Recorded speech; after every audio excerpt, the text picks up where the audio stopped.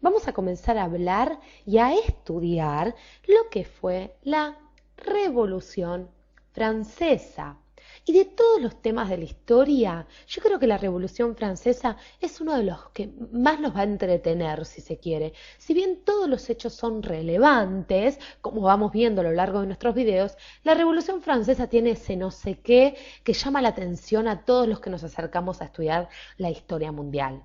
Pero vamos a introducirnos de lleno ya mismo en lo que fue la Revolución Francesa y como vamos a estudiar cuáles fueron los hechos más importantes, debemos conocer cuáles fueron las causas para que la revolución estalle allí por el año 1789. Ahora bien, para conocer las causas nosotros nos tenemos que ubicar en el siglo XVIII, ¿sí? Este siglo de las luces, como vimos en el video anterior de la ilustración, los invito a que lo vean aquellos que no lo hicieron. Este siglo XVIII, como decimos, el siglo de las luces, tan importante, sobre todo para Francia. Ahora bien, ¿qué pasaba en Francia allá por el año 1789, 1780 en adelante? Llegarían al poder este señor que estamos viendo aquí, que era el rey de Francia para el año que estalló la revolución, llamado Luis XVI. Y Luis XVI no le decían Luis nada más, a Luis XVI le decían el bueno, porque pobre Luis XVI no era que era demasiado bondadoso, sino que no tenía carácter. Y recibía este apodo de Luis el Bueno para eso mismo, para denominarlo, digamos, Luis el débil, podrían decirle también. Pero de alguna forma sus amigos le decían, lo denominaban Luis el Bueno. Vamos a darle un poco de crédito al pobre rey Luis. Y aquí tenemos a la causante de los dolores de cabeza de Luis XVI, que es la señora reina de Francia, María Antonieta. Y María Antonieta, como vemos ya su peinado nos lo dice todo, era una mujer muy extravagante, gastaba mucho dinero de la corona francesa, cosa que el pueblo no vería bien y el cual sería, si se quiere, una pequeña causa o gran causa para las mujeres del pueblo francés de aquel entonces para que estalle la revolución.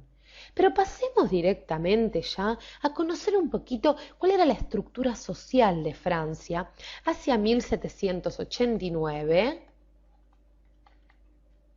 ¿Sí? La estructura social. Primero recordemos que Francia estaba bajo una monarquía absolutista.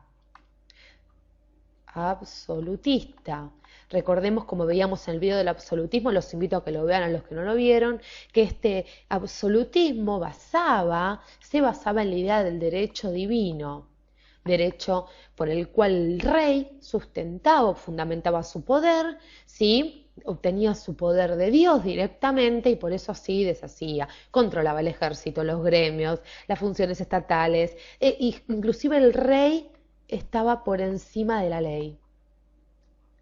Estaba por encima de la ley. Muy bien. Cerrando esta idea de lo que era el absolutismo, recuerden, pueden ir a nuestro video del absolutismo para que les quede mucho más en claro. Volvamos a la Francia de 1789 y al aspecto social, a la estructura social de aquel entonces. Porque para poder comprender las causas de la Revolución Francesa, debemos conocer las clases o la división de clases que había en la sociedad. Por ende, vamos a hablar de la primera clase llamada clero. El clero era la clase más privilegiada.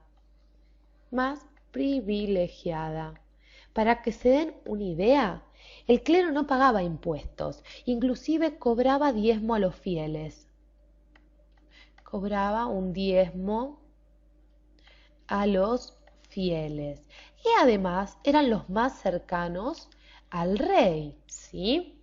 De hecho, muchas veces lo ayudaban a tomar decisiones muy importantes. Aparte, recordemos que el rey quería la unidad religiosa en Francia. Pero bueno, esos son datitos que vamos agregando. Que nos queden claro entonces que el clero era la clase más privilegiada y cercana al rey. Y además que obtenían muchos regalos del rey e inclusive, repitamos, no pagaban impuestos los señores. Así que bueno, tenían para poder ahorrar. Luego venía la nobleza. nobleza. Y los nobles también eran una clase muy privilegiada. ¿Sí? ¿Por qué eran privilegiados? No solo porque ellos tenían ya propiedades y fortunas heredadas de las cuales vivían, sino que dentro de sus propiedades vivían los campesinos y ellos cobraban impuestos a los campesinos por ocupar sus tierras. Cobraban impuestos a los campesinos, como una especie de lo que hoy conoceríamos como renta o alquiler, ¿sí? Vos me ocupás mi tierra, vos debes pagarme por esa porción de tierra que estás ocupando, porque es mía. Así pensaban los nobles. Y los nobles pagaban un impuesto a la corona mínimo, casi inexistente. Pero ahora viene una clase, y para eso vamos a hacer ya un espacio, un poquito más despacio. Vamos a quedarnos ahí viendo también al clero. La tercera clase, en orden descendente, sería la conocida como tercer estado. Y el tercer estado estaba formado por burgueses comerciantes,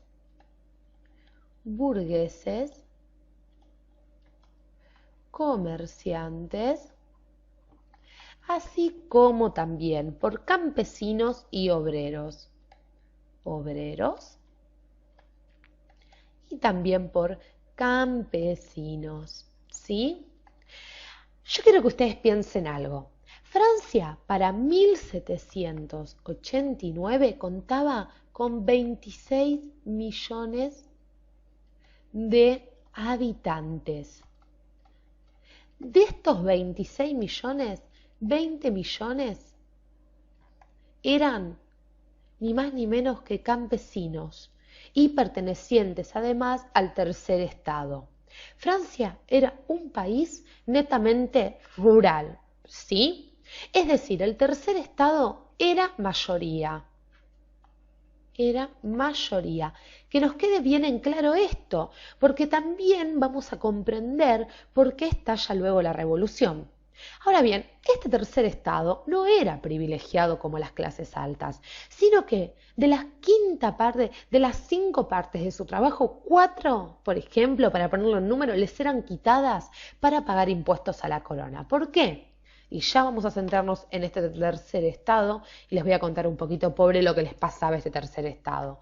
Porque Francia se había endeudado, tenía un déficit importante, porque había ayudado junto con España a Estados Unidos en la guerra de la independencia norteamericana. Entonces, su nación había quedado endeudada. Ahora bien, ¿qué hizo Luis XVI? Luis XVI cobraba altos impuestos al tercer estado.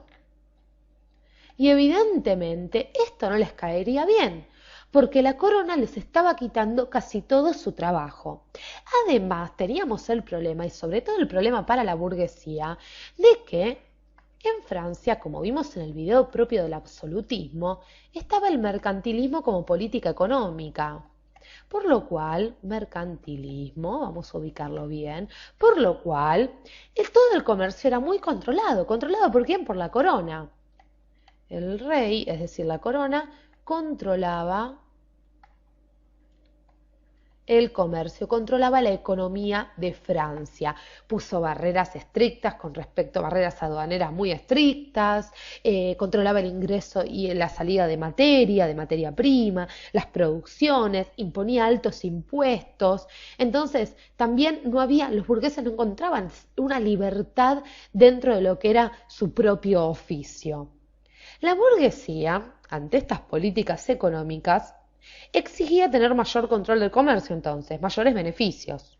Asimismo, estaban hartos de ver cómo el clero, esta clase, que el clero, cuando hablamos de clero, recordemos que nos referimos a los papas, arzobispos, en menor instancia en el bajo clero ya los sacerdotes, monjes. Como decíamos, el tercer estado estaba harto de ver cómo el clero y la nobleza se llenaban cada vez más los bolsillos. Pero no solo este hartazgo del tercer estado sería una causa para que estalle la revolución, sino que, señores, y recordemos ya el video que vimos con respecto a la Ilustración, teníamos en este siglo de oro personajes muy importantes que se juntaban en los cafecitos de París a gestar, si se quiere, las ideas para la revolución. Personajes, recordemos, como Voltaire, Rousseau, Montesquieu, ¿sí? El demócrata Rousseau, Voltaire, Montesquieu van a, si se quiere, plantar la semilla, van a ser el factor intelectual para que la revolución se comience a gestar primero desde estos centros, de estos pequeños, digamos, reuniones que se formaban, y luego por medio de la propaganda, ¿sí? Empezaron a desparramar las ideas. ¿Y a qué se oponían? Recordemos, se oponían o criticaban el antiguo régimen, criticaban la monarquía, estaban hartos de ver la desigualdad que había en Francia para aquel entonces. Entonces tenemos este factor intelectual, tenemos la desigualdad de privilegios entre clases. Como decíamos, el déficit del Estado por la guerra, por la ayuda a Estados Unidos en su guerra de la independencia. ¿Qué tenemos entonces? Tenemos el inicio de la revolución. No nos queda otra, señores. Hemos encontrado las causas, encontramos a más de 20 millones de personas hartas de sufrir injusticias, encontramos el factor intelectual que nos da ese pie para entrar en la revolución y los invito a que vean nuestro próximo video porque vamos a conocer cuál fue la primera etapa de la revolución en sí. No dejen de vernos.